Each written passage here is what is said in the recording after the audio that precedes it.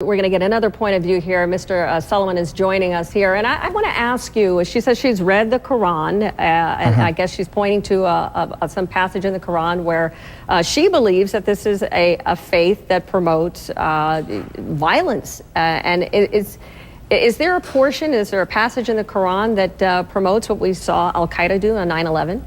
Well, first, let me thank you for having me on and providing my what I call typical Muslim perspective. Number one, a few points I want to make real quick. Unfortunately, there's a lot of erroneous translations that are out there. What we have to do is ask ourselves, what are they hoping to accomplish with this protest today against the mosque? If they're asking the government to stop it, well, that would be wholly unconstitutional. It's one of the first things I learned in law school, because it would be a violation of equal protection, number one, and number two, of the Establishment Clause of the First Amendment. Something I learned in kindergarten as well. In America, we have freedom of religion. Point number two, this is a fringe group. A lot of family members of the victims of 9/11, as well as public officials and regular Americans who understand American ideals, support this initiative because they understand two crucial points. Fringe groups like Pamela's, what they're doing is, number one, spreading the erroneous misinterpretation that the terrorists like Al-Qaeda want to spread about Islam. And number two, they're simultaneously feeding the propaganda that Al-Qaeda uses to recruit, which is that America is anti-Muslim. Now, Ms. Geller and her group may be anti-Muslim, but the rest of America, for the most part, is not. As far as what it says... What is Ms. Geller not understanding here? Because she clearly has a point of view here that she feels threatened, and she feels that this is going to be dangerous to have this mosque in that area. What do you want to say to her? Well, let's examine why she's threatened. Number one, she was talking about what the Quran teaches. There's 1.5 billion Muslims in the world. Now, there's admittedly probably tens of thousands of Al-Qaeda members or members of other terrorist organizations.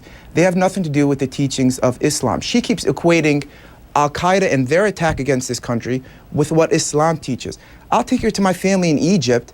They'll fill her with food, and they'll take her shopping, and they'll show her that the vast majority of Muslims around the world, and not just in this country, follow which state, for example, in chapter 5, verse 32, killing one innocent person is like killing all people, and saving one innocent life is like saving all people. Or another verse that says, let there be no compulsion in religion.